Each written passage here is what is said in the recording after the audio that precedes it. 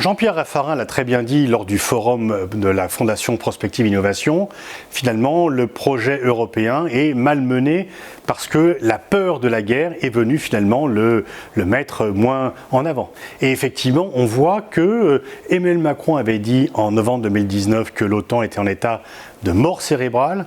Aujourd'hui, et c'est un partisan de l'autonomie stratégique européenne qui vous le dit, aujourd'hui c'est le projet d'autonomie stratégique européenne qui est en état de mort cérébrale. Parce que la guerre en Ukraine a suscité la peur de tous les pays européens et que face à cette peur, le premier réflexe, c'est d'appeler les États-Unis à la rescousse. Les États-Unis, dont la crédibilité stratégique était très atteinte quand même après le 15 août 2021 du fait de la débâcle de Kaboul, apparaissent de nouveau aux yeux de tous les Européens comme le seul garant possible contre une menace militaire russe qui est apparue de façon éclatante après le 24 février. Est-ce que la Russie a pour projet d'envahir l'Europe occidentale ou les pays de l'Union européenne? Est-ce qu'on a les moyens? Je crois qu'il faut répondre non à ces deux questions, mais peu importe. Les perceptions l'emportent sur la réalité.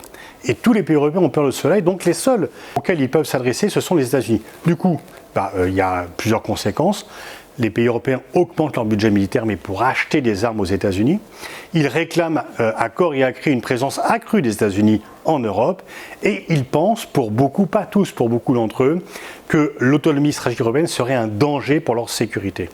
Et les pays qui sont les plus moteurs, la France, mais aussi l'Allemagne, l'Italie, l'Espagne, finalement sont accusés d'avoir été coupables de vouloir dialoguer avec la Russie et finalement n'osent plus trop s'exprimer ou avoir une politique autonome parce qu'on les rend responsables à tort de la guerre. Et donc là, pour le moment, le projet d'autonomie stratégique européenne, il est vraiment en très mauvais état. Il est finalement en état de mort cérébrale, mais il peut revivre. Ça prendra du temps, ça prendra la volonté. Il ne faut surtout pas penser. Il faut être assez réaliste pour constater que ce projet n'est plus en cours aujourd'hui, mais il faut être aussi ambitieux pour penser qu'il correspond au cours de l'histoire et qu'il pourra renaître.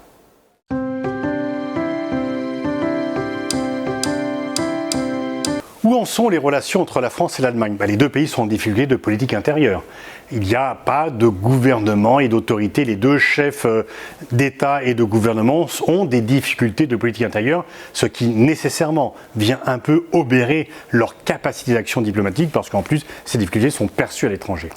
Et puis, ces deux pays doivent subir le reproche de dire « Vous avez voulu négocier avec la Russie, c'est vous qui êtes responsable, on vous l'avait bien dit, c'est vous qui êtes responsable de la guerre. » On pourrait inverser l'accusation. On pourrait dire qu'on n'a pas suffisamment écouté la France et l'Allemagne, et des Américains aussi. Depuis 1990, beaucoup de gens ont dit que l'extension de l'OTAN serait un piège et pourrait amener une crispation de la Russie. Et des paroles, y compris Kissinger, George Kennan, l'inventeur du containment, etc.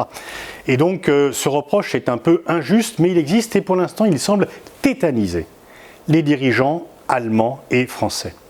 Il faut ne pas être inhibé comme cela, il faut voir sur le long terme. Le projet d'autonomie stratégique européenne, il est indispensable. Il est lié à ce que l'Europe veut exister, être un acteur global. Et c'est bien sûr entre la France et l'Allemagne qu'il pourra renaître en associant d'autres pays. Et donc je crois qu'il est vraiment nécessaire, indispensable, de ne pas se rétracter dans sa coquille et de penser non pas au court terme, mais au long terme, dans lequel la France et l'Allemagne avec d'autres pays, l'Italie, l'Espagne, la Belgique et d'autres, feront revivre ce projet qui est essentiel parce que ce qui nous sépare quand même si nous sommes dans une alliance avec les États-Unis, c'est l'approche du multilatéralisme. Alors bien sûr, nous sommes aux antipodes de l'approche russe du multilatéralisme, mais nous n'avons pas tout à fait la même conception du multilatéralisme que les États-Unis, et c'est pour cela qu'il est vraiment nécessaire que la France, tout en restant alliée des États-Unis, ait son autonomie stratégique. Nous devons être alliés, mais non alignés.